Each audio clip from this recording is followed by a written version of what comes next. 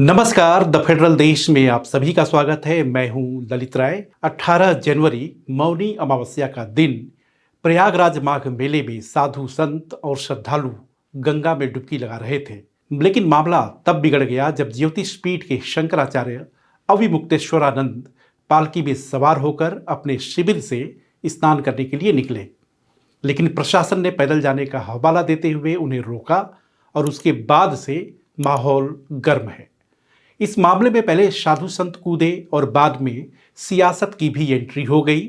इस प्रकरण में विपक्ष की तरफ से जो आवाजें उठ रही हैं वो सियासत का तकाजा है। लेकिन जिस तरह से यूपी सरकार के नंबर 1 यानी योगी आदित्यनाथ और उनके डिप्टी सीएम केशव प्रसाद मौर्य के बयान आए, उससे सवाल उठ खड़ा होता है कि एक ही मुद्दे पर सरकार का दो रुख कैसे हो सकता है। क्या शंकराचार्य प्रकरण के बीच यूपी सरकार में योगी आदित्यनाथ और केशव प्रसाद मौर्य में शीत युद्ध एक नए कलेवर में सामने आ रहा है? योगी आदित्यनाथ ने कहा था कि कुछ लोग सनातन परंपरा को कमजोर करने की कोशिश कर रहे हैं और उसके साथ ही कालनेमी का जिक्र किया। इन सबके बीच डिप्टी सीएम केशव प्रसाद मौर्य ने कहा कि वो शंकराचार्य से अपील करते हैं कि वो गंगा स्नान करें और विवाद को खत्म करें। अब उनके इस बयान के बाद अविमुक्तेश्वरानंद की तरफ से दो खास बयान भी आए। अविमुक्तेश्वरानंद ने कहा कि क्या हम उनके टुकड़ों पर जी रहे हैं? चोला तो साधु का और हो रही है गो हत्या। अब आप ही बताइए कि कालनेमी कौन? कुछ लोग सनातन को कमजोर कर रहे हैं। सनातन में परंपरा है कि राजा और धर्माचार्य अलग होते थे, राजगुरु होते थे, राजा खुद गुरु नहीं होते थे। ये तो मुस्लिम समुदाय में परंपरा है, वहां खलीफा परंपरा है। इसका अर्थ यह होता है कि जो राष्ट्र का अध्यक्ष होता है वही धर्म गुरु भी होता है। हिंदू धर्म में खलीफा परंपरा को लाने का प्रयास हो रहा है। हकीकत तो यह है जो राजा है वही गुरु है। जो लोग हिंदू धर्म में खलीफा परंपरा लाने की कोशिश कर रहे हैं वो ही हिंदू धर्म को कमजोर कर रहे हैं। राजा को गुरु नहीं और गुरु को राजा नहीं होना चाहिए। दोनों की भूमिकाएं अलग अलग हैं। भाई, कालनेमी कौन है? कालनेमी राक्षस था और साधु बनकर सामने दिखाई दे रहा था। राक्षस क्या करता था? ब्राह्मण, इंसान और गायों को मारा करता था। यूपी के डिप्टी सीएम केशव प्रसाद मौर्य के स्नान करने और विवाद को विराम देने वाले बयान पर अविमुक्तेश्वरानंद ने कहा कि यह बीजेपी की पहले वाली भावना है, लेकिन आज वाली बीजेपी लोगों को स्वीकार नहीं है। आदर से स्नान की परंपरा है, निरादर से स्नान की परंपरा नहीं है। इसके साथ ही सियासी तौर पर तीर भी छोड़ा कि मुख्यमंत्री तो केशव प्रसाद मौर्य को बनना चाहिए। अब इस बयान के बाद यूपी की सियासत में, खासतौर से बीजेपी के अंदर मतभेद की खबरों को और बल मिला है। यूपी में विपक्षी दल, खासतौर से समाजवादी पार्टी के अध्यक्ष अखिलेश यादव बार बार यह कहते रहे हैं पार्टी को जीत कोई और दिलाए और चेहरा कोई और बने। लेकिन जब सरकार के मुखिया की बात आती है तो बीजेपी की तरफ से कमान किसी और को सौंप दी गई।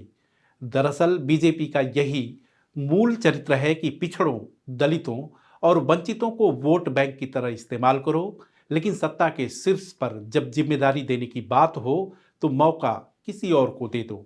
आपको याद होगा कि 2022 में विधानसभा चुनाव से पहले किस तरह केशव प्रसाद मौर्य ने योगी आदित्यनाथ के खिलाफ मोर्चा खोल रखा था। हर एक दिन बयानों से बीजेपी के अंदर की कलह खुलकर सामने आ रही थी। विपक्ष के नेता कहा करते थे कि यूपी में सत्ता के दो केंद्र हैं, एक केंद्र यानी सीएम नहीं चाहते हैं कि पिछड़े समाज से आने वाला शख्स अपनी बात को रख सके। चर्चा यहां तक गर्म थी कि केशव प्रसाद मौर्य पार्टी से विद्रोह कर सकते हैं। इन सबके बीच केंद्रीय आलाकमान हरकत में आया और दोनों को समझाकर यह संदेश दिया कि यूपी में सत्ता की साझेदारी में किसी तरह की अड़चन नहीं है। जानकार कहते हैं कि बीजेपी को यह अच्छी तरह से पता है कि अगर यूपी हाथ से निकला तो सिर्फ एक सूबा नहीं जाएगा बल्कि दिल्ली से भी रुखसती हो जाएगी। इसके साथ ही सियासी हलकों में इस बात की चर्चा अब भी होती है कि योगी आदित्यनाथ आलाकमान की पहली पसंद नहीं थे। परिस्थिति बस उनको सूबे की कमान दी गई, लेकिन रिश्ते कभी सामान्य नहीं रहे। ऐसे में क्या माघ मेले का प्रकरण कोई और राह खोल रहा है?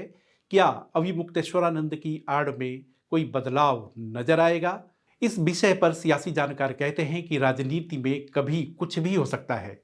माघ मेले के इस प्रकरण में जिस तरह से साधु संत भी दो खेमे में बट चुके हैं वो जग जाहिर है, लेकिन जिस तरह से केशव प्रसाद मौर्य ने योगी आदित्यनाथ के तीखे बोल के बाद शंकराचार्य अविमुक्तेश्वरानंद से अपील की, उससे साफ है कि वो योगी के काल नेम की शब्दावली से इत्तेफाक नहीं रखते। एक ही विषय पर सरकार का नंबर 1 और नंबर 2 अलग अलग तरह के विचार रखें तो भ्रम की स्थिति का निर्माण होता है। और उन सब के बीच अविमुक्तेश्वरानंद का केशव मौर्य को सीएम पद के लिए उचित चेहरा बताने के बाद बीजेपी की आंतरिक राजनीति में छौंक लगाने का काम किया है। इस विषय पर बीजेपी का केंद्रीय नेतृत्व चुप्पी साधे है। ऐसे में दिल्ली की तरफ से क्या कुछ कहा जाता है देखने वाली बात होगी, लेकिन यूपी में नंबर 1 और नंबर 2 के बीच तनातनी पर चर्चा को आधार मिल चुका है। तो यह वीडियो आपको कैसा लगा, आप अपने कमेंट या सुझाव को इनबॉक्स कर सकते हैं। साथ ही साथ अगर आपने हमारे चैनल को अभी तक लाइक, शेयर और सब्सक्राइब नहीं किया है तो लाइक, शेयर और सब्सक्राइब भी करें।